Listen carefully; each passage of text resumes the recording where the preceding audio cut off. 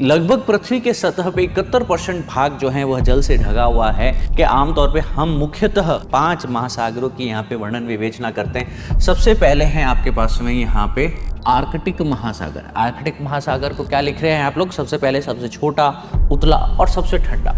जैसे हमारे महाद्वीपों पे पहाड़, पठार, मैदान, ढलान ये देखने को मिलती है, क्या इन महासागरों में भी देखने को मिलती है? कॉन्टिनेंटल शेल्फ का मतलब होता है कि महाद्वीप का वह हिस्सा जो समुद्र में ही डूबा हुआ है। एक तरीके से स्लोप, एक तरीके से ढाल है, नीचे की तरफ जा रहा है, पानी ऊपर की तरफ आ रहा है, ये ढाल नीचे की तरफ जा रही है। स्लोप जो है यहाँ पे बहुत ही हल्का होता है। अब हम लोग किसके बारे में लिखेंगे? महाद्वीपीय ढाल, कॉन्टिनेंटल स्लोप के बारे में।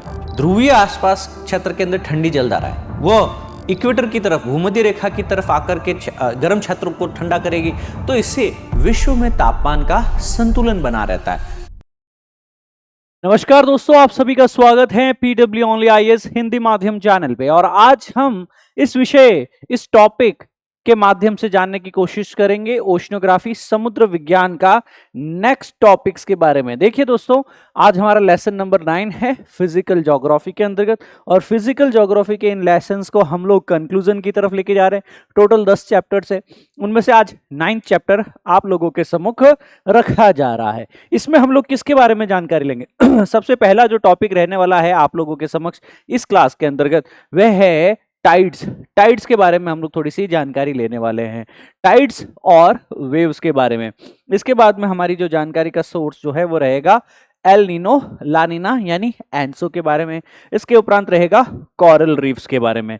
ये 3 टॉपिक ऐसे हैं, El Nino, La Nina, waves and tides और कोरल रीफ्स जो है, कोरल ब्लीचिंग जो है, जो यूपीएससी में पूछे गए हैं, पूछे जाने की आगे भी संभावना काफी ज्यादा है। इन विषयों के ऊपर बढ़ने से पहले मैं जानकारी देना चाहूंगा आपको 2026, 27 या 28 के 1 ईयर, 2 ईयर या 3 ईयर टारगेटेड प्रोग्राम्स जो आपको हिंदी, इंग्लिश और इंग्लिश भाषा में मिल सकते हैं। आपकी तैयारी को और बेहतर किया जा सकता है इन प्रहार, टाइटन, संकल्प, पिनेकल और प्रारंभ बैचेस के माध्यम से।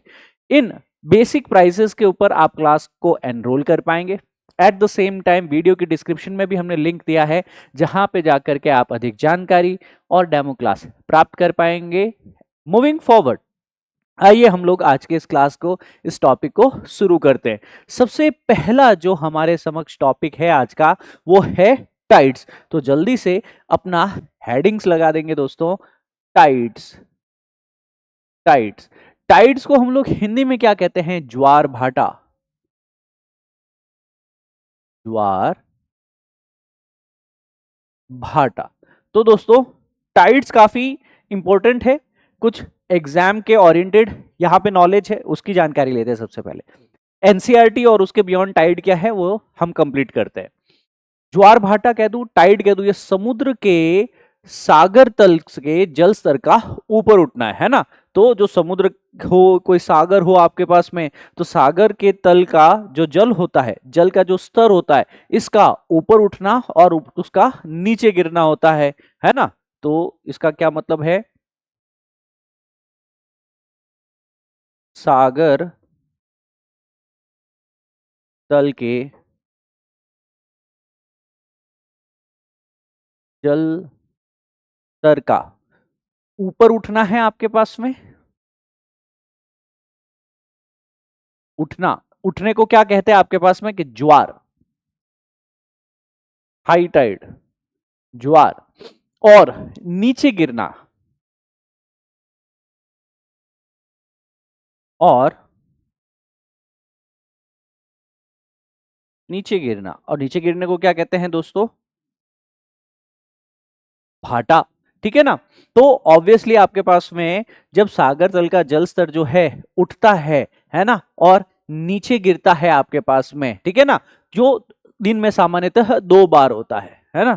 तो सागर जल स्तर का उठना और नीचे गिरना ज्वार भाटा है, ठीक है ना। जो सामान्यतः दिन में कितनी बार होता है?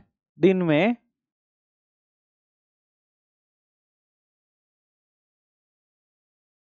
2 बार होता है है ना, लगभग आपके पास में 2 बार होता है। इसका कारण क्या है, इसके रीजंस क्या हो सकते हैं? अब दोस्तों इसके कारण को भी आप लोगों को अच्छे से समझना चाहिए। सबसे पहले अगर मैं कहूं इसका कारण क्या हो सकता है, तो सूर्य और चंद्रमा के गुरुत्वाकर्षण बल के कारण। किसके कारण हो सकता है?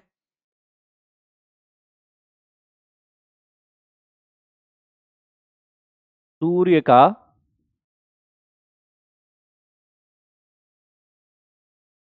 गुरुत्वाकर्षण बल। दूसरा क्या हो सकता है? चंद्रमा का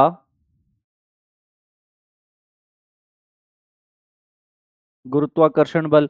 और तीसरा क्या हो सकता है अपार्ट फ्रॉम दैट, थर्ड क्या हो सकता है? अपकेंद्रीय बल।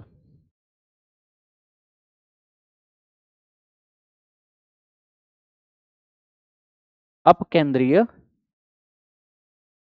बल। तो इन तीन चीजों, अपकेंद्रीय मतलब क्या होता है? Centrifugal force. जब पृथ्वी लगातार घूम रही होती है अपने अक्ष के ऊपर, है ना, अपने अक्ष के ऊपर, तो जब वह पश्चिम से पूर्व की तरफ घूम रही है तो बाहर की तरफ बल लगता है ना, एक बल जो है बाहर की तरफ लगता है, इसे सेंट्रीफ्यूगल फोर्स कहते हैं, इसे अपकेंद्रीय बल कहते हैं, है ना। तो चंद्रमा पृथ्वी के ऊपर के पानी को अपनी तरफ उठाता है ना, आकर्षित करता है गुरुत्वाकर्षण से, है ना, और फिर सूर्य भी करता है, तो इस कारण आता है ज्वार। और जब वो गुरुत्वाकर्षण वीक होता है, कमजोर होता है, पानी वापस नीचे चला जाता है ना, तो वापस गिरता है, तो इसे भाटा कहा जाता है। इसकी मैं एक सरल व्याख्या अगर आप लोगों के समक्ष रखने की चेष्टा करूं दोस्तों,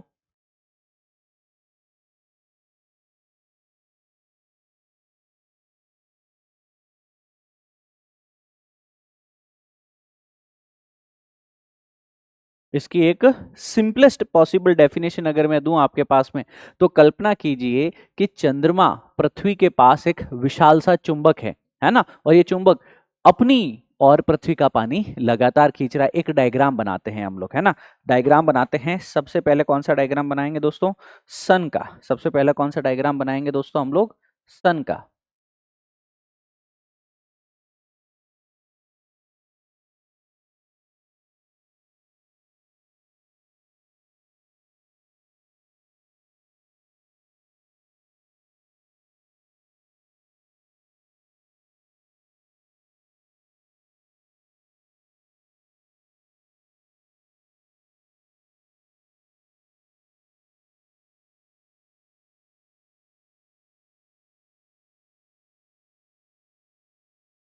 ठीक है, ये क्या है भैया? हमारा सन है। दिस इज आर सन। अच्छा, इसकी परिक्रमा कौन कर रहा है? आप कहेंगे गुरुजी बहुत सिंपल सा प्रश्न पूछ लिया आप तो। इसकी परिक्रमा जो है वह तो हमारी पृथ्वी कर रही है, वह तो हमारी पृथ्वी कर रही है, अर्थ ही तो कर रही है ना। ठीक है सर। सर, इसके चारों तरफ जो पृथ्वी की परिक्रमा कौन कर रहा है? आपको वापस में याद दिला रहा हूं कि सर इसकी परिक्रमा कर रहा है मून। कौन कर रहा है दोस्तों? मून। अब थोड़ा सा आप लोगों को यहां पे याद रखना चाहिए कि पृथ्वी जो है, इसका जो भाग चंद्रमा की तरफ है झुका हुआ, है ना, वह क्या रहेगा आपके पास में? प्रकाश में रहेगा। दूसरा भाग क्या रहेगा? अंधेरे में रहेगा। यहां तक तो चीजें समझ में आ जानी चाहिए दोस्तों। तो मैं सबसे पहले क्या करता हूं, इस डायग्राम को, है ना, इस डायग्राम को मैं कॉपी कर लेता हूं। 2 बार बन चुका है क्योंकि आपको भी 2 बार बनाना मेरे साथ साथ में। पहले बना रहे हैं सूर्य और फिर बना रहे हैं हमारी पृथ्वी, हमारी अर्थ। फिर क्या बना रहे हैं दोस्तों?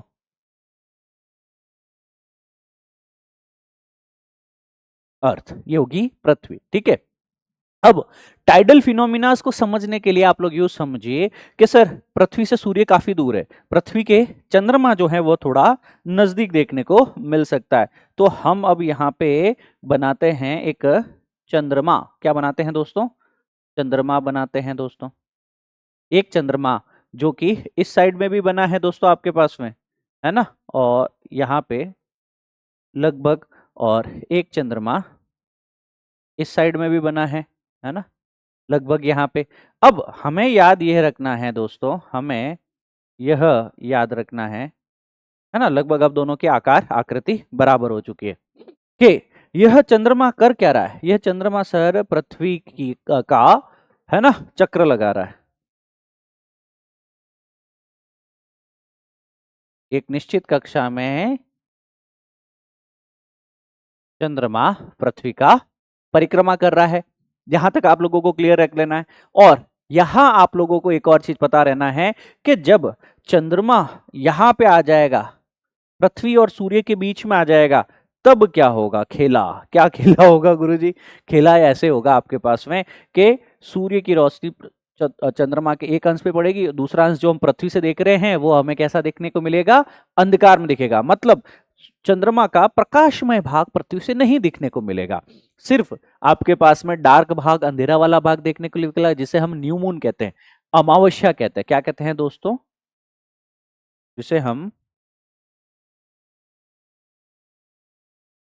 न्यू मून कहते हैं, अमावस्या कहते हैं। वापस ऐसे ऐसे 15 दिन बाद में एक और टाइम पीरियड आता है, और इस टाइम पीरियड के ऊपर क्या देखने को मिलेगा कि सर इस बार क्या होगा आपके पास में कि सूर्य का प्रकाश यहां गिर रहा है, अंधेरा वाला भाग दूसरा है, अंधेरा वाला भाग जो है पृथ्वी से दूसरी तरफ है, पृथ्वी से जो हम देख रहे हैं वह सूर्य के भाग से, सूर्य के प्रकाश से प्रकाशित चंद्रमा का हिस्सा है। तो यहाँ पे हमें पूरा चंद्रमा गोल साफ साफ दिखाई देता है, जिसे हम लोग फुल मून लिखते हैं। क्या लिखते हैं दोस्तों? फुल मून लिखते हैं। फुल मून मतलब क्या हो गया आपके पास में? पूर्णिमा। ये क्या हो गया दोस्तों? पूर्णिमा का दिन हो गया, पूर्णिमा का समय हो गया। अब इस कंडीशन में क्या होगा कि जब जब हमारे पास में, है ना, हाई टाइड्स कब देखने को मिलेगा? कब कब देखने को मिलेगा? जब पृथ्वी के एक तरफ आ जाए चंद्रमा और सूर्य, जब पृथ्वी के एक तरफ आ जाए चंद्रमा और सूर्य, उस कंडीशन में देखने को मिलेगा। ठीक है ना? तो जैसे मैं कहता हूं आपके पास में कि सर एक सूर्य जो है, इसका पृथ्वी के चारों तरफ क्या देखने को मिलेगा? एक प्रभावशाली, एक प्रभावशाली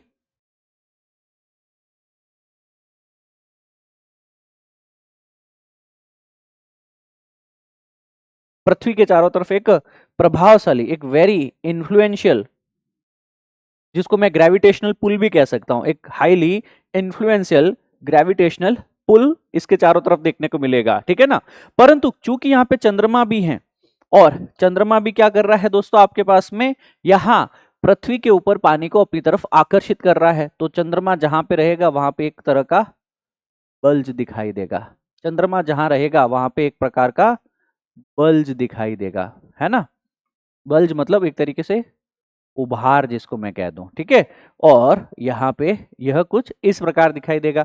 तो जब जब अमावस्या आएगी, सूर्य के कारण तो यहाँ पे एक जल स्तर ऊपर उठेगा ही गुरुत्वाकर्षण से। चंद्रमा और सूर्य दोनों जब एक साथ में आ जाएंगे, चंद्रमा और सूर्य जब दोनों एक सीधी लाइन में आ जाएंगे, उस वक्त हमें क्या दिखाई देगा? उस वक्त हमें हाई टाइड दिखाई देगा। उस वक्त हमें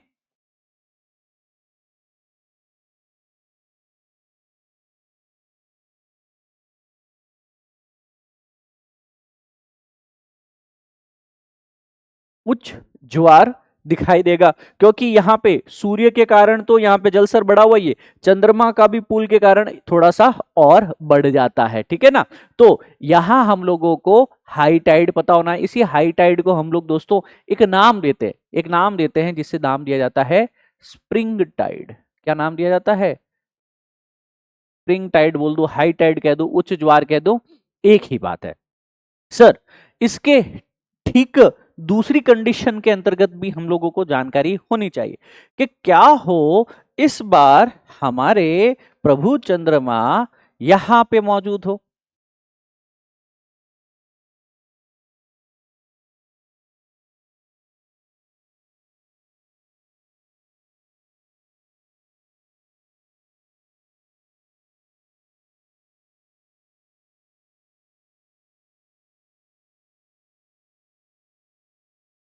चंद्रमा जो है यहां लोकेटेड है। ऑब्वियसली चंद्रमा के कौन से भाग पे प्रकाश देखने को मिलेगा? जो सूर्य की तरफ है, जो सूर्य की तरफ है। तो दूसरे वाले भाग पे क्या दिखाई देगा हमें? अंधकार दिखाई देगा गुरुजी। तो ये वाला हिस्सा जो है अंधेरे में रहेगा, ये वाला हिस्सा जो है अंधेरे में रहेगा, मून का, चंद्रमा का। ठीक है? और यहां पे चंद्रमा कर क्या रहा है, ये तो हम सभी को पता ही है कि सर ये चंद्रमा जो है यह एक निश्चित पथ पे चलते हुए पृथ्वी की क्या कर रहा है दोस्तों, परिक्रमा कर रहा है। निश्चित पथ पे चलते हुए पृथ्वी की परिक्रमा कर रहा है। पर इस बार क्या होगा, इस बार यहां पे आप देख पाइएगा कि पृथ्वी के चारों तरफ सूर्य का जो एरिया ऑफ इन्फ्लुएंस रहेगा, सूर्य का जो एरिया ऑफ इन्फ्लुएंस रहेगा, जैसे कि सूर्य के गुरुत्वाकर्षण के कारण पृथ्वी का जल जो है वो ऊपर की तरफ उठेगा, बिल्कुल उठेगा सर। तो यहाँ पे ये एरिया ऑफ इन्फ्लुएंस तो ये है ही, पृथ्वी के चारों तरफ जल स्तर ऊपर उठेगा ही, बट जहां पे चंद्रमा रहेगा उस तरफ भी तो थोड़ा सा यह एरिया ऊपर की तरफ उठ जाएगा। एग्जैक्टली ऊपर की तरफ उठेगा जहां पे चंद्रमा रहेगा। और इसी को क्या कह देंगे हम लोग दोस्तों, हाई टाइड। कहां पे देखने को मिल रहा है इस बार, वो तब देखने को मिल रहा है जब न्यू मून या फुल मून नहीं है, जब अमावस्या और पूर्णिमा नहीं है, तब यहाँ पे पृथ्वी चंद्र और सूर्य तीनों ही राइट एंगल पे है, 90 डिग्री पे है, सीधी रेखा पे नहीं है। ये यहाँ और ये यहाँ है, 90 डिग्री एंगल पे, राइट साइड, राइट एंगल इसको कहा जाता है, इस पे लोकेटेड होते हैं। तो इसको क्या कहा जाएगा दोस्तों, निम्न ज्वार। इसको क्या कहा जाएगा दोस्तों, नीप टाइड कहा जाता है। क्या कहा जाता है इसको, नीप टाइड कहा जाता है। ये क्या है हमारा मून, ये क्या है हमारी अर्थ है। ठीक है, ये चीजें कुछ है बेसिक जो कि आपको याद होनी चाहिए, जो कि आपको पता होनी चाहिए। मैं फिर आपको सहजता से सरलता से समझाने की चेष्टा करता हूं। कल्पना कीजिए कि चंद्रमा पृथ्वी के पास एक ऐसा विशाल सा चुंबक है, पृथ्वी के पास ऐसा एक विशाल सा चुंबक सा है आपके पास में, और ये चुंबक पृथ्वी से पानी जो है अपनी ओर खींचने की कोशिश कर रहा है। ऐसा नहीं पूरा अंतरिक्ष में ले जाएगा, बस कुछ ही मीटर ऊपर की तरफ खींचेगा, है ना। तो यहाँ पे हाई टाइड्स देखने को मिलेगा। चंद्रमा किसी स्थान के जब ऊपर होता है तो वह अपने गुरुत्वाकर्षण से उस स्थान के जल को जो है वो ऊपर की ओर खींचता है। इससे समुद्र का या उस जल राशि का जल स्तर बढ़ता है, इसे ज्वार कहा जाता है, इसे ज्वार कहा जाता है। कई बार हम लोग ये भी कहते हैं क्योंकि पृथ्वी घूम रही है, पृथ्वी और चंद्रमा एक दूसरे के चारों ओर लगातार घूम भी तो रहे ना, जैसे पृथ्वी सूर्य के चारों तरफ घूम रही है और चंद्रमा पृथ्वी के चारों तरफ घूम रहा है, तो इस घुमाव के कारण पृथ्वी के विपरीत दिशा में भी एक बल लगता है, जिसे अपकेंद्रीय बल कहते हैं। जिसे क्या कहते हैं आपके पास में, सेंट्रीफ्यूगल फोर्स कहते हैं, जो जल को बाहर की ओर धकेलता है।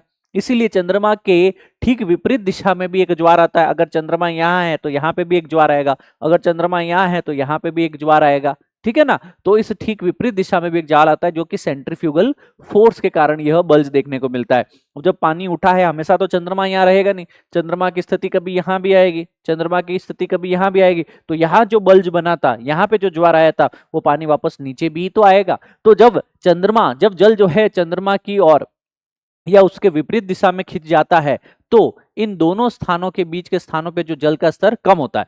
पानी जो है पृथ्वी पे वो तो समान, जैसे कहते हैं पृथ्वी पे पूरा पानी का वॉल्यूम जो है हम कहते हैं 100 इकाई है, 100 यूनिट है। अगर 100 इकाई में से कुछ इकाई जो है चंद्रमा के गुरुत्वाकर्षण के कारण ऊपर उठ चुका है ना, एक टाइड का फॉर्मेशन ले चुका है, तो बाकी वाला एरिया के अंतर्गत जल स्तर नीचे गिरेगा कि नहीं गिरेगा, बाकी वाला एरिया में जल स्तर नीचे आ जाएगा। इसे ही ज्वार कहा जाता है, इसे ही लो टाइड या फिर इसे ही भाटा कहा जाता है, ठीक है ना। तो चंद्रमा जब जल चंद्रमा की ओर या उसके विपरीत दिशा में ज्यादा खींचेगा बल्ज के कारण, तो इन दोनों स्थानों के बीच वाला जो स्थान देखने को मिलेगा, वहां पे आपको जल स्तर कम दिखाई देगा, जिसे हम लोग भाटा कहते हैं, जिसे हम लोग क्या कहते हैं दोस्तों, भाटा कहते हैं, ठीक है ना, लो टाइड जिसको कहा जाता है इंग्लिश के अंतर्गत। यहां तक ये सारी चीजें क्लियर हो जानी चाहिए दोस्तों आप लोगों की, राइट। तो अब वृहद ज्वार क्या होता है, इसकी थोड़ी सी जानकारी लिख लेंगे। ये वाला जो हमने लिखा ना, इसको वृहद ज्वार के शीर्षक में आप लोग लिख सकते हैं क्लास के अंतर्गत। मैं डिक्टेट करा देता हूं। वृहद ज्वार क्या है, लिखिए, जब सूर्य चंद्र पृथ्वी, जब सूर्य चंद्र पृथ्वी एक सीधी रेखा में हो, जब सूर्य चंद्र और पृथ्वी एक सीधी रेखा में हो, it's in a straight line, ठीक है। ऐसा कब होता है, ब्रैकेट में लिख लीजिए अमावस्या और पूर्णिमा के समय, अमावस्या न्यू मून, पूर्णिमा फुल मून के समय, कॉमा, तो सूर्य और चंद्रमा, तब सूर्य और चंद्रमा मिलकर गुरुत्वाकर्षण बल लगाते हैं और सबसे ऊंचा ज्वार आता है, और सबसे ऊंचा ज्वार आता है आपके पास में, और इसे ही वृहद ज्वार कहते हैं, इसे ही हाई टाइड कहा जाता है। दूसरा आप लिख सकते हैं नीप टाइड, दूसरा आप लिख सकते हैं लघु ज्वार। लघु ज्वार में क्या लिखेगा दोस्तों? लघु ज्वार में लिखेंगे कि जब सूर्य पृथ्वी और चंद्र, जब सूर्य पृथ्वी और चंद्र एक दूसरे के साथ समकोण पर होते हैं, एक दूसरे के साथ समकोण पे होते हैं। समकोण मतलब क्या हुआ दोस्तों? 90 डिग्री एंगल पे होते हैं, समकोण पे होते हैं, तो यहां पे कृष्ण पक्ष और शुक्ल पक्ष की सप्तमी और अष्टमी का समय होता है। ये क्या होता है आपके पास में? कृष्ण पक्ष की सप्तमी या अष्टमी, और ये क्या है दोस्तों? शुक्ल पक्ष की सप्तमी या अष्टमी के समय देखने को मिलेगा। तो इन दोनों के ही टाइम क्या होगा आपके पास में कि जब कृष्ण पक्ष या सूर्य या शुक्ल पक्ष के समय चंद्र, पृथ्वी और सूर्य 90 डिग्री के समकोण पे स्थित होते हैं, तो दोनों का गुरुत्वाकर्षण एक दूसरे को आंशिक रूप से संतुलित कर देता है। भाई ये भी इधर खींच रहा है, ये भी इधर खींच रहा है, तो ये सोचिए पृथ्वी को अगर सूर्य और चंद्र दोनों एक दिशा में खींच रहे हैं तो उधर चली जाएगी, पर इधर चंद्रमा खींच रहा है, इधर सूर्य खींच रहा है, तो दोनों के बीच में बल जो है वह क्या हो जाएगा? संतुलित हो जाएगा, बैलेंस हो जाएगा, ठीक है ना। तो इन दोनों के का गुरुत्वाकर्षण बल जो है 90 डिग्री पे लग रहे हैं, ये इधर खींच रहा है, ये इधर खींच रहा है पानी को, इस कारण एक दूसरे को दोनों ही गुरुत्वाकर्षण बल आंशिक रूप से संतुलित करता है ना। और इससे एक छोटा सा ज्वर, इससे एक छोटा या निम्नतम ज्वर आता है जिसे लघु ज्वर, जिसे नीप टाइड कहा जाता है। यहां तक लिख लिया आप लोगों ने। तो समुद्र के अंतर्गत जल की पहली मूवमेंट आपने पढ़ ली कि समुद्र के जल की पहली मूवमेंट कैसे होगी? सूर्य, चंद्रमा और अपकेंद्रीय बल के कारण होगी। इस उपरांत मित्रों हम लोग और आगे बढ़ते हैं, और अब हम लोग थोड़ा सा आगे बढ़ते हुए पढ़ने की चेष्टा करते हैं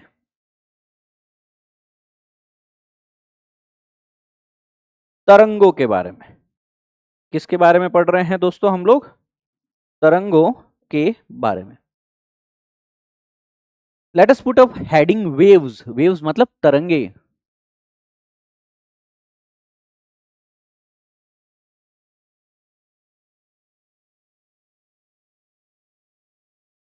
तरंगे क्या हुई, वेव्स क्या हुए? आइए इन्हें सीखने व समझने की कोशिश करते हैं। तरंगे है क्या? तरंगे वह प्रक्रिया है जिसमें जल के कण ऊर्जा के साथ एक स्थान से दूसरे स्थान पे गति करते हैं। लिखिए, तरंगे क्या हैं? तरंगे वह प्रक्रिया है, वह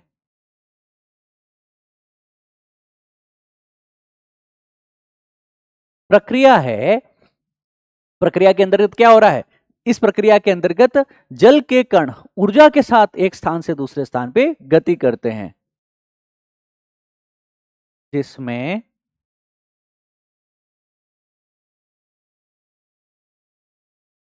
जल के कण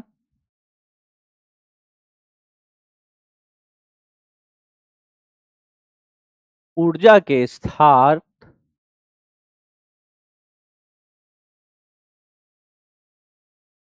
एक स्थान से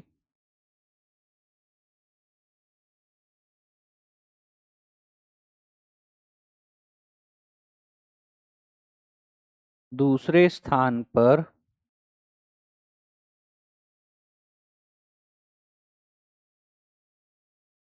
गति करते हैं। चलिए, जबकि जल जो है वह स्वयं गति नहीं करता है ना, पानी जो है वो खुद से गति नहीं करेगा, उसको कोई न कोई ऊर्जा यहां से मिल रही है। इसको यहां पे जो है आपका कोई न कोई ऊर्जा देखने को मिलेगा। सो यहां पे आप लोग हेडिंग लगा सकते हैं, एक मतलब ब्रैकेट में लिख लीजिए, हेडिंग तो लगाने की आवश्यकता नहीं है, पर वेव्स और तरंगों के बारे में इसमें अवश्यंभावी रूप से लिखना है। जल स्वयं से गति नहीं करता है ना, ब्रैकेट में लिख सकते हैं, जबकि जल स्वयं से गति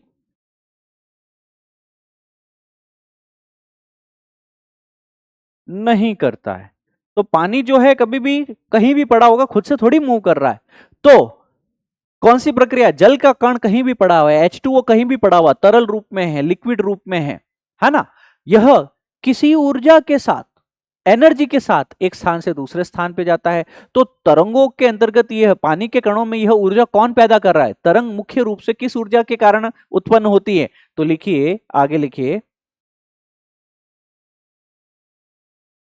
तरंग, यहां ऊर्जा का वर्णन करना है ना, जो इस जल के कणों को ऊर्जा दे रही है कि ये कण मूव कर रहे हैं। तरंग मुख्य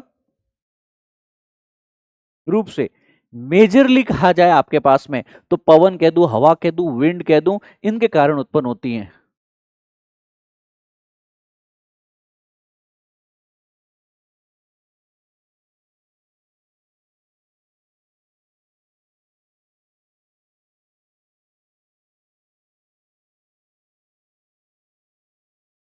ठीक है, इनके कारण उत्पन्न होती है। इसका सिंपलेस्ट पॉसिबल एक्सप्लेनेशन ये है कि तरंग वैसे ही है जैसे आप किसी रस्सी के एक सिरे को पकड़ के झटका दे दो, है ना। जैसे किसी रस्सी को पकड़ा हुआ है आप लोगों ने, उस रस्सी के एक सिरे को पकड़ा हुआ है और उस सिरे को आपने, रस्सी अपना आप नहीं कभी भी मूव करेगी, उसको आपने एक झटका दिया, उस झटके देने से पूरी रस्सी जो है वो up down up down up down move करने लगती है। तो रस्सी का कर्ण अपनी जगह ऊपर नीचे होता है, लेकिन उसके कारण क्या हुआ, जो झटका है, जो ऊर्जा है, जो एनर्जी है, वो दूसरे सिरे तक पहुंच गई। क्या क्या, जो रस्सी थी उसको आपने खाली झटका दिया, ऊपर नीचे किया, वो रस्सी एक वेव की फॉर्मेट में, तरंग की फॉर्मेट में ऊर्जा को आगे से आगे देती गई। तो ऊर्जा आपने इस कॉर्नर पे दी थी, वो ऊर्जा ट्रेवल करते करते रस्सी के दूसरे कॉर्नर तक, दूसरे सिरे तक पहुंच जाती है। सागर में भी ऐसा होता है कि पवन जब जल की सतह को छूती है तो छूकर उसे धकेल देती है। तो ये पवन हवा क्या करती है आपके पास में, जल की सतह को छूकर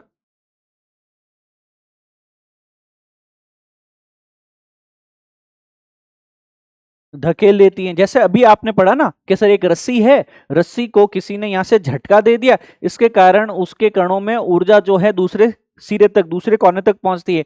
पानी भी पड़ा है स्थिर, पर ऊपर बह रही है हवाएं, पवने, विंड्स, और वह आकर के इन स्थिर जल को छूती हैं। और स्थिर जल को छूने के बाद में क्या करता है आपके पास में, इसके कणों के अंदर भी वही गति होने लगती है। इस कारण अब ये गति होगी कैसी, यह गति जो है, यह मूवमेंट जो है, यह गति इस जल के कणों के अंतर्गत वृत्ताकार, सर्कुलर गति होती है ना। तो यहां पे धकेलने के बाद में क्या होगा, इससे जल के कणों में वृत्ताकार गति होती है। जल के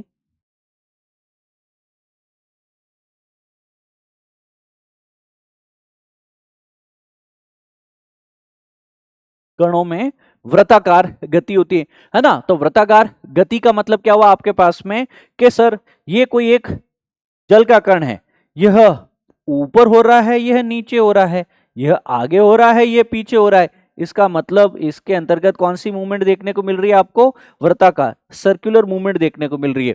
ऊपर नीचे दाएं बाएं आगे पीछे पूरी तरफ ये मूव कर रहा है। तो यहाँ पे अपनी ही जगह पर घूमते हुए जल के कण जो है वो ऊपर नीचे आगे पीछे और ऊर्जा को आगे स्थानांतरित करते रहते हैं, दूसरे जल के कणों को भी यही ऊर्जा देते रहते हैं। तो वह कण भी फिर क्या करते हैं, वृत्ताकार गति करने लगते हैं, ऊपर नीचे आगे पीछे वृत्ताकार सर्कुलर मोशन करने लगते हैं। तो याद रखें, तरंग में पानी आगे नहीं बढ़ रहा है। आप कभी ये सोच रहे होंगे कि सर झटका लगने से जल की सतह पर पानी जब छू देता है ना, तो छू जाने से वो पानी आगे बढ़ रहा है, वह पानी नहीं, अपितु सिर्फ ऊर्जा आगे बढ़ती है ना। तो तरंग में, वेव में पानी आगे नहीं बढ़ता, केवल ऊर्जा आगे बढ़ती है।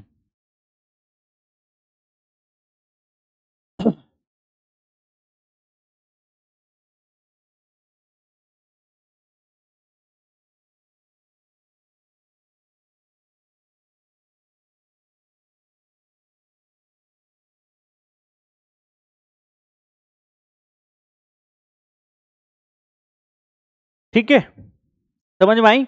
तो तरंग क्या होती हैं उसके बारे में बेसिक व्याख्यान आप लोगों को यह पता चल चुका है। अब तरंग जो होती हैं इसका एनाटॉमी भी थोड़ा देख सकते हैं आप लोग।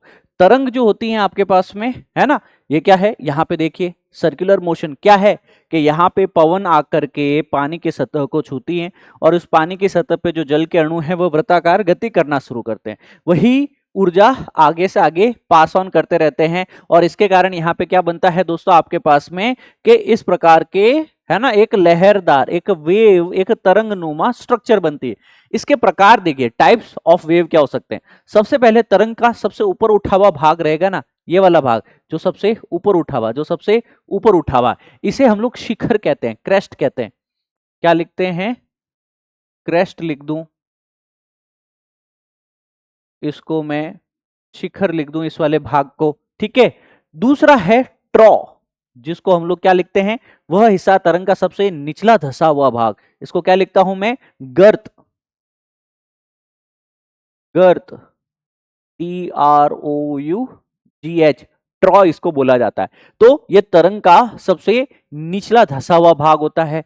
दूसरा, दो तरंगों के क्रमिक शिखरों या क्रमिक ग्रतों के बीच की क्षितिज दूरी को तरंग दैर्ध्य कहते हैं। वेवलेंथ क्या हुआ, वेवलेंथ क्या हुआ, यह है वेवलेंथ, तरंग दैर्ध्य। तो यहां पे देखो, ये भी आपके पास में एक क्रेस्ट है, शिखर है, ये भी एक क्रेस्ट है, शिखर है, ऊपर उठा ये ट्रॉ है, ये गर्त है, ऊपर उठा शिखर गर्त, शिखर गर्त, क्रेस्ट ट्रॉ, क्रेस्ट ट्रॉ, है ना। तो यहाँ पे दो क्रमिक जो क्रेस्ट है, जो शिखर है, या दो क्रमिक जो आपके गर्त है ना, इनके बीच के डिस्टेंस को हम लोग वेवलेंथ लिखते हैं, हम लोग वेव लेंथ लिखते हैं, तरंग दैर्ध्य लिखते हैं।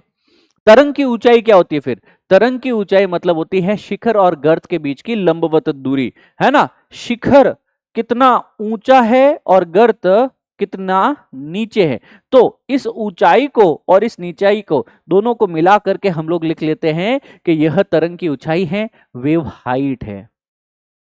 तो वेव हाइट क्या हुई भैया, कि भैया आपका शिखर कितना ऊंचा है और आपका गर्त कितना नीचा है ना। दो क्रमिक शिखरों, शिखर और गर्त के बीच की जो लंबवत दूरी है, उसके बीच की जो आपके पास में परपेंडिकुलर जो दूरी देखने को मिलेगी, उसे ही क्या कहा जाएगा, वेव हाइट कहा जाएगा। तो वेव लेंथ समझ में आया, है ना, वेव लेंथ समझ में आया कि दो क्रमिक ट्रॉज और दो क्रमिक जो आपके पास में क्रेस्ट है उनके बीच की दूरी है। और वेव हाइट के सर ओवरऑल कितना ऊंचा है, ओवरऑल कितना नीचा है, किसी क्रेस्ट और किसी ट्रॉ दोनों की लंबवत दूरी जो है, इसे ही तरंग की ऊंचाई लिखा जाएगा। ये डायग्राम आपको बहुत ही क्लियर हो जाना चाहिए इसी के साथ में। अब जब हम वेव्स और टाइड्स सीख चुके हैं, वे समझ चुके हैं, हम लोग थोड़ा सा आगे बढ़ना चाहेंगे और आगे बढ़ते हुए एक हेडिंग लगा देना चाहेंगे। इस बार आपके समक्ष में हेडिंग जो आ रही है दोस्तों, वह काफी इंपॉर्टेंट है, कल जो पढ़ा उसी से रिलेटेड भी रहने वाली है। एल नीनो और ला नीना, क्या है हेडिंग हमारी, एल नीनो ला नीना।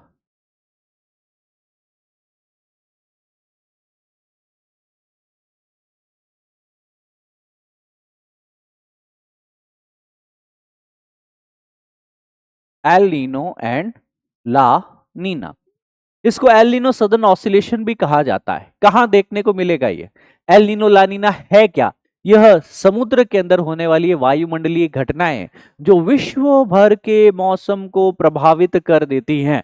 तो एल नीनो कह दूं, ला नीना कह दूं, ये दोनों ही घटती कहां पे हैं दोस्तों, ये दोनों ही घटती हैं हमारे पास में अपने प्रशांत महासागर में। कहां होती है दोस्तों, प्रशांत महासागर में, प्रशांत महासागर में घटित होने वाली दोनों ही यह घटनाएं हैं दोस्तों। अब यहां पे पहली घटना का हम लोग अगर हेडिंग लगाएं, जिसको हम लोग कहेंगे एल नीनो, तो क्या है ये एल नीनो, आइए इसका विश्लेषण, इसका विवरण लिखते हैं। एल नीनो वर्ड जो है वो स्पेनिश भाषा का है। कौन सा है दोस्तों आपके पास में, हमारा हिंदी इंग्लिश नहीं है, ये स्पेनिश भाषा है ना। तो स्पेनिश भाषा में जो ये शब्द लिखा गया है एल नीनो, इसका मतलब क्या है? इसका मतलब होता है छोटा बच्चा, है ना, छोटा लड़का, है ना। इसको यीशु का शिशु भी कहा जाता है, ईसा मसीह का बच्चा भी कहा जाता है।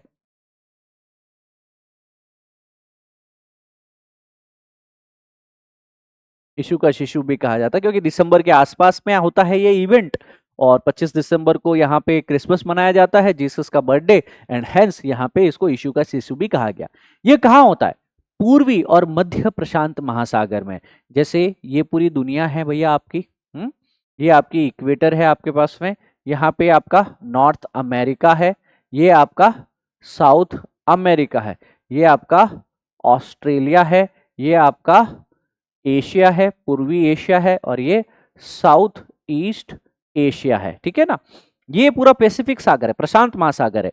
तो प्रशांत महासागर में एग्जैक्टली घटना हो कहाँ रही है? इस प्रशांत महासागर के अंतर्गत यह घटना पूर्वी मध्य प्रशांत महासागर की है। कहाँ घटित हो रही है? इस वाले क्षेत्र में, पूर्वी व मध्य प्रशांत महासागर के अंतर्गत यह घटनाएं घटित हो रही होती हैं दोस्तों। अब यहाँ पे साउथ अमेरिका के आसपास में, यहाँ पे साउथ अमेरिका जो आप लोग पढ़ते हैं, लगभग ये दक्षिण अमेरिका,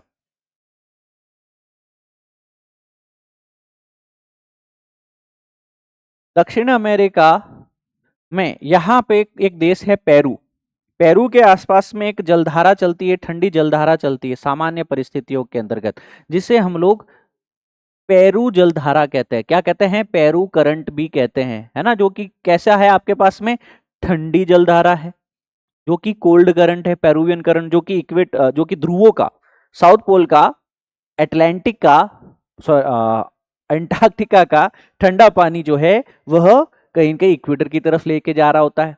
हमें ये सारी चीज पता है कि सर दक्षिण अमेरिका के इस पश्चिमी तट पे, पेरू के तटीय क्षेत्र में, प्रशांत महासागर में एक ठंडी जलधारा चलती है, पेरू जलधारा।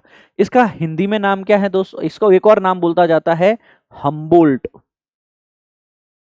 हम्बोल्ट जलधारा कह दूं मैं, पेरू जलधारा कह दूं, दोनों एक है। और ये ठंडी जलधारा, ये कोल्ड करंट है, ठीक है सर। सामान्यतः अब क्या होता है आपके पास में, एल नीनो इवेंट के अंतर्गत ये ठंडी जलधारा की जगह, ठंडी जलधारा की जगह अगर ये प्रशांत महासागर है, ये प्रशांत महासागर का अगर मैं इसको बीच में से डिवाइड कर दूं, ये भाग क्या हो गया आपके पास में? पूर्वी, है ना ये, और ये वाला भाग क्या हो गया आपके पास में? मिडल भाग, मध्य। तो मध्य पूर्वी प्रशांत महासागर के अंतर्गत हम यह चीज देख पा रहे हैं दोस्तों कि दिसंबर के आसपास में, दिसंबर के माह के आसपास में असामान्य रूप से यह गर्म होने लग जाता है। होना कैसा चाहिए? ठंडा, क्योंकि यहां पे क्या है? पेरू जलधारा। जबकि इस ठंडे जलधारा को विस्थापित करके गर्म पानी यहां पे असामान्य रूप से इकट्ठा होने लग जाता है। तो यहां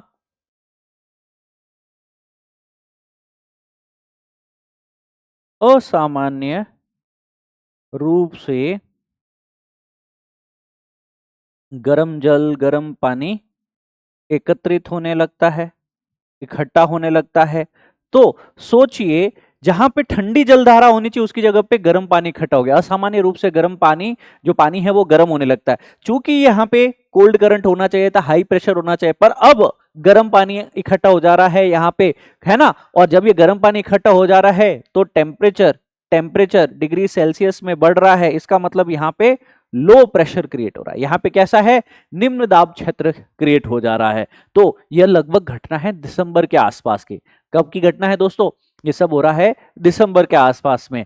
और जो नॉर्मल कंडीशन के अंतर्गत होना चाहिए, क्या होना चाहिए कि पेरू जलधारा यहाँ पे है और यहाँ पे गर्म ठंडा पानी होता है, यहाँ पे हाई प्रेशर बनता है, ऑस्ट्रेलिया के आसपास में गर्म पानी होता है, यहाँ लो प्रेशर होता है, हवाएं जो है हाई से लो प्रेशर की तरफ बहती हैं, और ट्रेड विंड्स जो है वो काफी स्ट्रांग होकर के भारत के ऊपर अच्छी खासी बारिश कर देता है, ठीक है ना।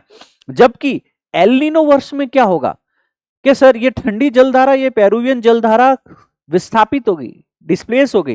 किस, तो यहाँ पे क्या आ गया, गर्म पानी आ गया। जबकि गर्म पानी आया, तापमान ज्यादा होगा, तापमान ज्यादा है तो लो प्रेशर यहाँ पे क्रिएट हो गया।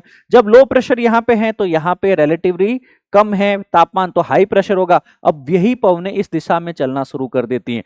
तो जो ट्रेड विंड्स पहले, जो व्यापारिक पवनें पहले इस दिशा में बह रही थी, वही ट्रेड विंड्स अब किस तरफ बहना शुरू कर चुकी हैं दोस्तों, आपके पास में यह बहना शुरू कर चुकी हैं पेरू की तरफ। अच्छा, इसके कारण हमारा पूरा ही मॉनसून जो है वह वीक हो जाता है। इसके कारण क्या हुआ है, मॉनसून ही वीक हो गया है। तो अगर मैं एक सरल व्याख्या दूं, आप लोगों को भी एक सरल व्याख्या में लिखना हो कि सर एल नीनो के समय हुआ क्या, कि प्रशांत महासागर में, लिखिए प्रशांत महासागर में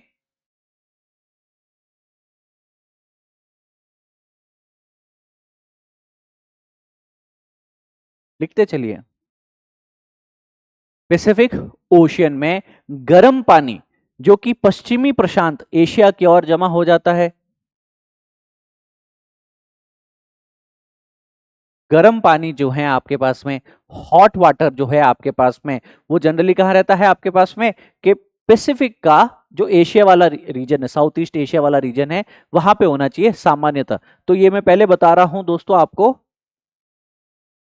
सामान्यतः तो ये होना चाहिए कि प्रशांत महासागर में गर्म पानी कहां देखने को मिलेगा, पश्चिमी प्रशांत महासागर, गर्म पानी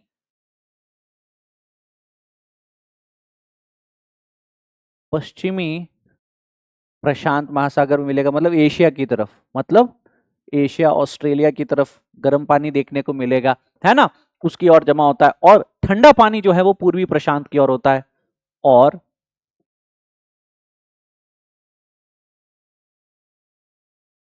ठंडा पानी जो है वह पूर्वी प्रशांत की ओर होता है। पूर्वी प्रशांत मतलब क्या हो गया आपके पास में, दक्षिण अमेरिका का पेरू की ठंडी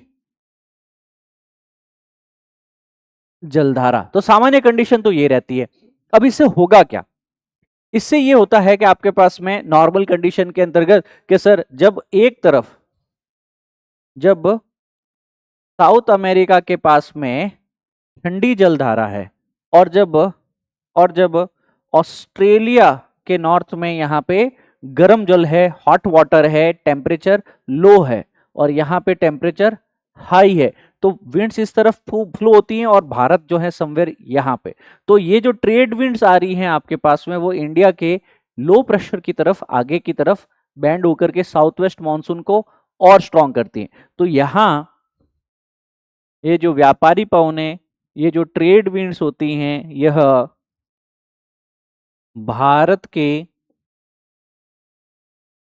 मॉनसून को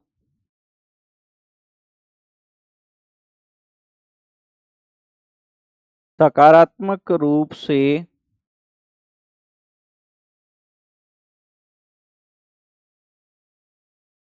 प्रभावित करती है ना, पॉजिटिवली ये क्या कर पा रही है दोस्तों, इंपैक्ट कर पा रही है। यहां तक ये सारी चीजें क्लियर है, are we clear till this point. तो अगर ये चीजें सामान्य है तो ये ऐसा होगा, पर अगर यह चीज असामान्य हुआ तो क्या होगा दोस्तों, असामान्य हुआ तो इस कंडीशन के अंतर्गत हम लोग कहते हैं कि सर यहां पे ला नीना का समय। अब सर ला नीना के समय पे क्या हो रहा है, ला नीना के समय काफी सारी चीजें यहां पे फिर बदल जाएगी। क्या बदल जाएगी दोस्तों, यहां पे ला नीना के समय ये पूरा का पूरा विंड साइकिल ही चेंज हो जाएगा। कैसे चेंज होगा, प्रशांत महासागर में ठंडा, अब जो यहां पे हमने लिखा ना गर्म पानी है ना, और यहां लिखा ठंडा पानी, तो इसको थोड़ा सा चेंज कर देना होगा। प्रशांत महासागर में एशिया के पास में तो क्या चला गया है आपके पास में, ठंडा पानी, प्रशांत है ना, उल्टा हो गया ठीक। और पूर्वी प्रशांत में, दक्षिणी अमेरिका के पास में क्या चला गया है आपका, गर्म पानी चला गया है। तो दक्षिणी प्रशांत में इस एरिया में तो क्या आ गया है आपके पास में, गर्म पानी मतलब लो प्रेशर, और इस एरिया में क्या चला गया है आपके पास में, ठंडा पानी यानी हाई प्रेशर। इस कंडीशन में क्या होगा, हवाएं इस दिशा में बह रही है, तो जो हमारा भारत था या भारत है, जहां पे ट्रेड विंड्स पहुंचनी चाहिए थी साउथ वेस्ट मानसून बन के। तो क्या अब यहाँ पे इस लो प्रेशर की तरफ कोई ट्रेड विंड्स ज्यादा आ पाएगी? नहीं। तो ये जो वायुमंडलीय हवा का जो चक्र है, एटमॉस्फेरिक एयर सर्कुलेशन है, ये ठीक उलट जाएगा। तो यहाँ पे इस सर्कुलेशन को हम वॉकर सेल कहते हैं। क्या कहते हैं? वॉकर सेल होता है। यह पूरा ही रिवर्स हो जाता है, ये पूरा ही उलट जाता है। और भारत का मॉनसून जो होता है वह नकारात्मक प्रभावित होता है। तो जब जब आपका एलिनो कंडीशन आएगा, भारत में मॉनसून में बारिश कम होगी, भारत में सूखा देखने को मिलेगा, राइट? ये सारी चीजें याद रखना। तो गर्म पानी के कारण क्या होता है आपके पास में, कई स्थानों पर वर्षा के पैटर्न में बदलाव आता है। तो भारत में यहाँ पे ला नीना के कारण यहाँ पे ये देखने को मिलेगा, सॉरी एल नीनो के कारण, ला नीना नहीं है, इसको एल नीनो लिखना ला नीना नहीं है, इसको एल नीनो लिखना, एल नीनो।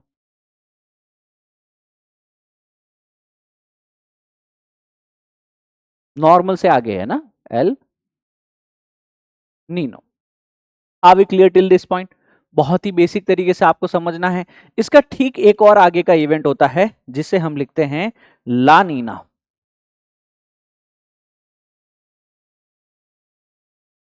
ला नीना। अब सर ला नीना में क्या होता है, इसको भी साथ साथ लिखिए। ला नीना भी स्पेनिश वर्ड है, इसका मतलब है जैसे एलिनो है ना आपके पास में शिशु पुत्र, वैसे ये है छोटी लड़की, है ना।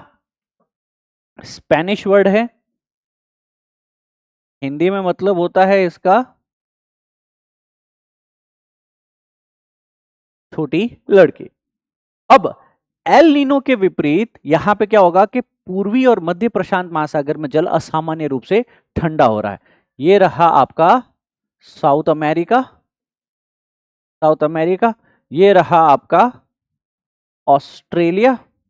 अब ये कह रहे हैं ठंडा जल सामान्य कर इस परिस्थिति में कहां हो रहा है, पेरू के पास में, पेरू जलधारा साउथ अमेरिका के पास होना चाहिए। जबकि इसके ठीक विपरीत यह सामान्य जो आपके पास में है एल नीनो के विपरीत क्या हो रहा है कि सर पूर्व और मध्य प्रशांत महासागर, ये प्रशांत महासागर का पूर्व और मध्य, तो ये हो गया है मध्य और पूर्वी प्रशांत, इस एरिया में जो है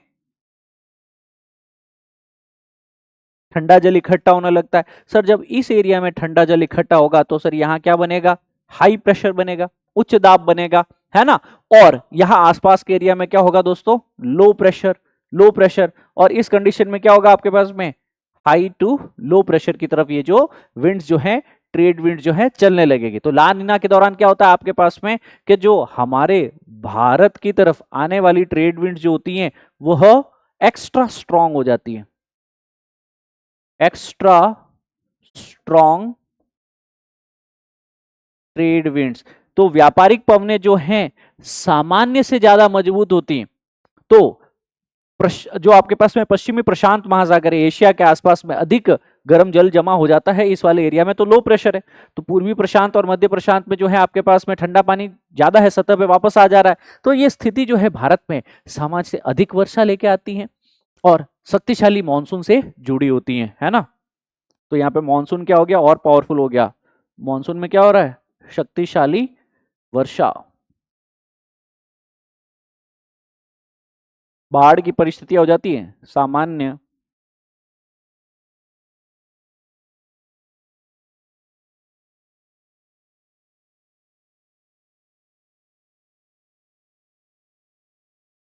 बाढ़ और फ्लड्स का कंडीशन भी हमें देखने को मिलेगा दोस्तों आपके पास में।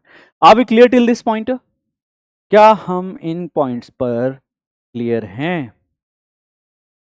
Right, right. El Nino La Nina दोनों समझ में आया कैसे ये हमारे इंडियन मॉनसून को प्रभावित करते हैं। अब इससे आगे एक और टॉपिक जो है जो हमारे सिलेबस से जुड़ा हुआ है और आप लोगों को साथ साथ में करना है, वह टॉपिक हम लोग लिखते हैं, नाम है टॉपिक का मेरीन रिसोर्स यानी समुद्री संसाधन।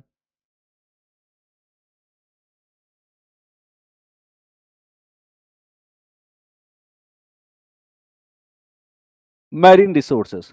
अब सर मेरीन रिसोर्सेस क्या है? समुद्री संसाधन में सारे प्राकृतिक संसाधन है जो महासागर और उसके तल में पाए जाते हैं, है ना, जो कि हम मनुष्य अपने आर्थिक और सामाजिक लाभ के लिए इनका प्रयोग ले सकते हैं। तो ये है क्या आपकी? है यह नेचुरली पाए जाने वाले प्राकृतिक संसाधन जो है, वह संसाधन जो समुद्र तल पर उपलब्ध हैं और वहां पाए जाते हैं। हम मनुष्य उनका उपयोग किसमें करते हैं? हमारे आर्थिक हितों के लिए कर सकते हैं, व इसके अलावा अपने सामाजिक लाभ के लिए कर सकते हैं।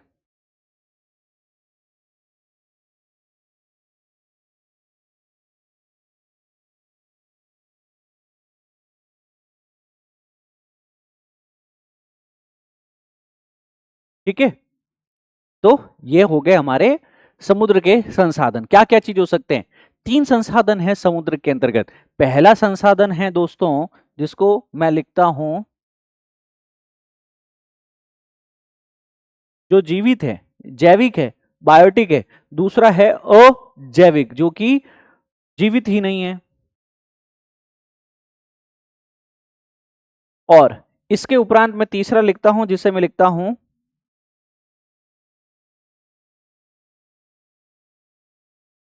ऊर्जा संसाधन। तो जीवित क्या क्या चीजें हो सकती है? महासागरों के जीवित जीव जैसे मछली है, शैवाल है, प्लैंक्टन्स है ना, मछली,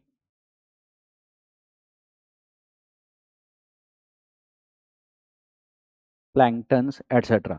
अजैविक क्या क्या चीजें हो गई? समुद्र के तल पे जैसे पेट्रोलियम मिल रहा है, प्राकृतिक गैस मिल रही है, सेडिमेंट्स मिल रहे हैं, पॉलीमेटेलिक नोड्यूल्स मिल रहे हैं। सर अगर आपको पॉलीमेटेलिक नोड्यूल्स मिल रहे हैं, है ना, आपको पेट्रोलियम और नेचुरल गैस मिल रही है ना, आपको यहाँ पे कोई रेत है, कोई बजरी मिल रही है, सैंड मिल रही है। और ऊर्जा संसाधन जैसे यहाँ पे पवन के अंदर ऊर्जा होती है ना, आपकी जिसको टाइडल ऊर्जा में हम लोग यूज कर सकते हैं। तो एक जो ज्वार आता है ना, समुद्र का पानी ऊपर नीचे होता है बार बार, उसको टाइडल एनर्जी में हम लोग यूज कर सकते हैं। तो समुद्र में ज्वारीय ऊर्जा की असंख्य संभावनाएं हैं। ज्वारीय ऊर्जा टाइडल एनर्जी के अलावा जैसे तरंग ऊपर नीचे जाती है उसमें भी तो एनर्जी है, तो उस एनर्जी को टैप कर सकते हैं। वेव एनर्जी जिसको कहते हैं, तरंग ऊर्जा को आप टैप कर सकते हैं। इसके उपरांत आप लोगों के पास में महासागरीय तापीय ऊर्जा भी होती है। ओशियंस के अंदर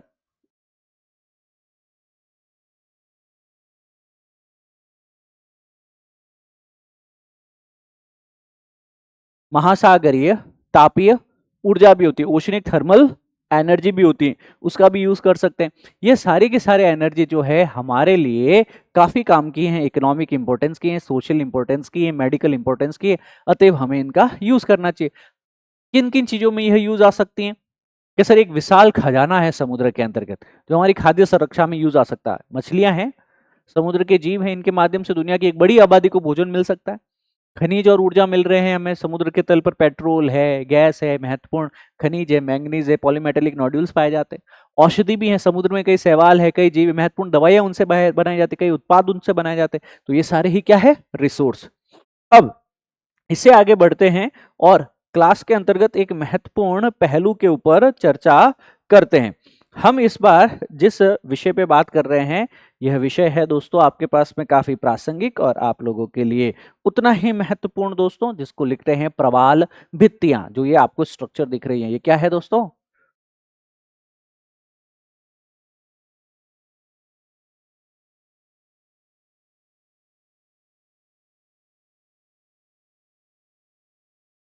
प्रवाल भित्तियां, अंग्रेजी में इसको लिखा जाता है कोरल रीफ्स।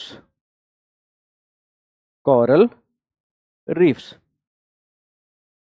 अब इंपॉर्टेंट है टॉपिक, थोड़ा ध्यान से सुनना। सर भारत में अगर देखा जाए प्रवाल भित्तियां कहां देखने को मिलती हैं दोस्तों? जहां जहां पे कम गहराई है, कॉन्टिनेंटल शेल्फ। जहां जहां पे पानी गर्म है, ट्रॉपिकल एरिया। जहां जहां साफ समुद्र है, जहां प्रदूषण नहीं है, तो उथले गर्म और साफ समुद्र जल में पाए जाते हैं। तो यहाँ पे हमारी ये प्रवाल भित्तियां जो हैं कोरल रीफ्स जो है कहाँ पाई जाती हैं? प्रवाल भित्तियां कह दूं, कोरल रीफ्स कह दूं, काफी इंपॉर्टेंट यूपीएससी के दृष्टिकोण से। प्रवाल भित्तियां उथले यानी कम गहरे, गर्म यानी ट्रॉपिकल सब ट्रॉपिकल, व साफ समुद्री जल।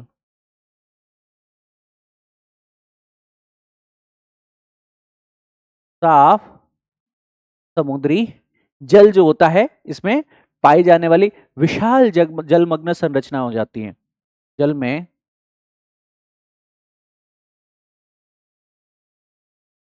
पाई जाने वाली विशाल जलमग्न संरचनाएं हैं। ठीक है, यानी एक स्ट्रक्चर है दोस्तों, ये याद रखना है ना, यह एक स्ट्रक्चर है, ये एक संरचना है। इसका निर्माण कैसे हुआ? इसका निर्माण होता है प्रवाल पॉलिप से। इन संरचना का निर्माण, इसका निर्माण प्रवाल पॉलिप्स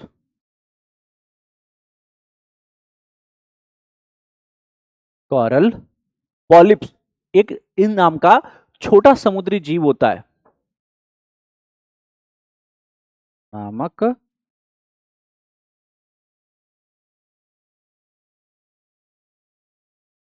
समुद्री जीव। अच्छा, इस जीव जो है उसका जो कंकाल होता है वो कैल्शियम कार्बोनेट का बना होता है। तो इस समुद्री जीव के कैल्शियम कार्बोनेट के कंकाल के जमाव से होता है के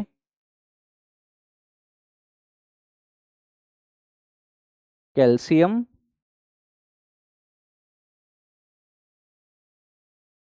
कार्बोनेट के कंकाल के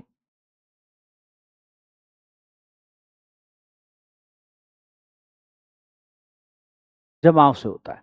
तो आप ये देखिए, ये पूरा स्ट्रक्चर वापस, ये जो स्ट्रक्चर इतना खूबसूरत सा आप देख पा रहे हैं ना, ये सब क्या है? ये सारे के सारे कोरल रीफ्स हैं। ये कोरल रीफ्स, कोरल भित्तियां किससे बनी है? कैल्शियम कार्बोनेट से बनी हुई स्ट्रक्चर है, क्या है ना। ये कैल्शियम कार्बोनेट आया कहां से? कैल्शियम कार्बोनेट आया आपके पास में कोरल पॉलिप से। कोरल पॉलिप्स क्या है? एक समुद्री जीव है।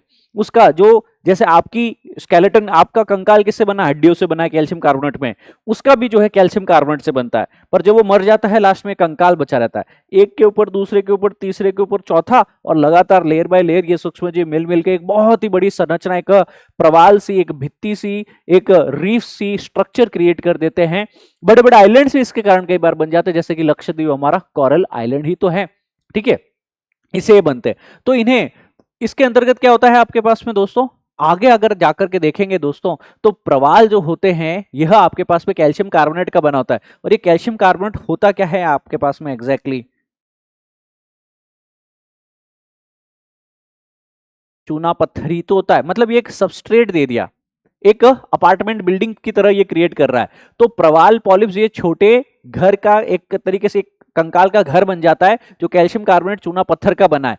इसमें आकर के, है ना, यहाँ पे एक तरीके से मैं कहूँ जो एक आवास दे देता है, एक तरीके से क्या कर देता है आपके पास में, एक घर की तरह, घर की तरह, आवास की तरह काम आता है। किसके लिए काम आता है दोस्तों? आपके पास में एक शैवाल होता है, उसके लिए। शैवाल का नाम क्या है दोस्तों आपके पास में? जू जेंथले। क्या नाम है दोस्तों आपके पास में? जू जेंथले। अब ये जो प्रवाल है, जू जेंथले हैं, यह छोटे शैवाल प्रवाल के उतक के भीतर सहजीवी संबंध में रहता है। मतलब ये कोरल पॉलिप और ये शैवाल जो है, दोनों एक तरीके से सहजीवी संबंध में रहते हैं। सहजीवी यानी सिम्बायोटिक रिलेशनशिप में रहते हैं। यह कोरल जो है, इसको कहता है कि मैं तुम्हें रहने के लिए निवास दूंगा, आवास दूंगा, पानी में इधर उधर कहां भटकोगे। जू जेंथले कहता है मैं तो शैवाल हूं, मेरे पास में खुद का प्रकाश संश्लेषण के द्वारा भोजन बनाने की क्षमता है, तो बदले में मैं तेरे को भोजन भी दे दूंगा, मैं तेरे को न्यूट्रिएंट्स भी दे दूंगा, न्यूट्रिशन भी दे दूंगा। तो एक निवास देता है तो दूसरा भोजन देता है। और इसमें पिगमेंट भी होता है, क्योंकि शैवाल में क्या पाया जाता है आपके पास में, पिगमेंट पाया जाता है। पिगमेंट में क्या होता है दोस्तों आपके पास में, कलर होता है, कलर होता है आपके पास में, कलर होता है, रंग होता है। और इसी कारण है ना, यह शैवाल जो होता है इन पॉलिप्स की स्ट्रक्चर्स को नया रंग भी देता है। तो ये रंग बिरंगे इतने सुनहरे से आपके पास में इतना खूबसूरत सा ये देखने को मिल रहा है स्ट्रक्चर, ये सब क्या है, ये सब आपके आपके इन जूजेंथले नाम के शैवाल और कोरल पॉलिप्स की सिम्बायोटिक रिलेशन के द्वारा बने हुए प्रवाल भित्तियां कोरल रीफ्स हैं। ये कोरल रीफ्स जो हैं इतनी सुंदर होती हैं, इतनी खूबसूरत होती हैं, इतनी न्यूट्रिशन और हैबिटेट और आवास के लिए अच्छी होती हैं कि यहाँ पे कई मछलियों के और कई समुद्री जीवों के लिए आवास होता है। इसमें जैव विविधता, नंबर ऑफ ऑर्गेनिज्म बहुत बढ़ जाते हैं। इस कारण इन्हें रेन फॉरेस्ट ऑफ ओशियन भी कहा जाता है। इस कारण इनको क्या कहा जाता है, महासागरों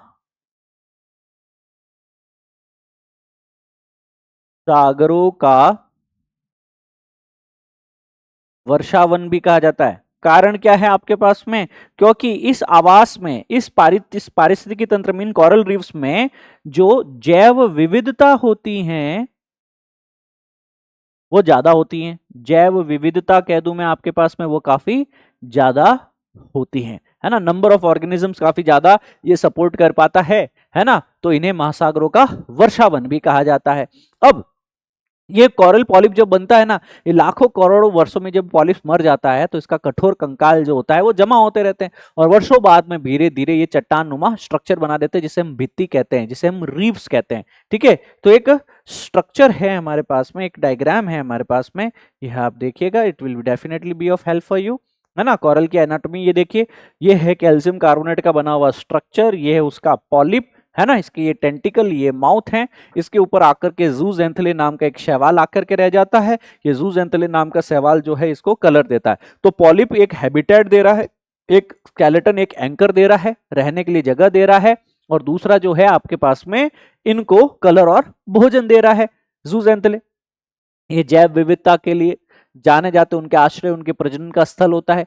तट के संरक्षण के लिए जाने जाते, समुद्र की लहरों की शक्ति को कम करते हैं, क्योंकि ये चट्टानें रहेगी बीच में समुद्र में, कम गहराई वाले स्थान में, तो समुद्र की जो लहरें जो स्ट्रांग आती है, ताकतवर आती है, उनकी शक्ति को कम करती हैं, तटों के कटाव को रोकती हैं। तो तट के संरक्षण को, जैव विविधता के संरक्षण को लेकर के इनकी काफी अहम भूमिका होती है। पर अब इसमें एक लफड़ा है। इसमें लफड़ा क्या है कि सर, जैसे जैसे जलवायु परिवर्तन होता जा रहा है, जैसे जैसे इस एरिया के अंदर, इस क्षेत्र विशेष के अंतर्गत यहाँ पे प्रवाल विरंजन की घटना देखने को मिल रही है। विरंजन मतलब होता है कोरल ब्लीचिंग। जो प्रवाल है, जो ये कोरल है, इसका रंग हट रहा है। सर रंग था किसके कारण, शैवाल के कारण। शैवाल क्या है, एल्गी है। एल्गी के अंदर पिगमेंट है, जिसमें कलर है, जिसमें रंग है। जब तक ये एल्गी है, इस शैवाल, इस पॉलिप का कलर देखने को मिल रहा है।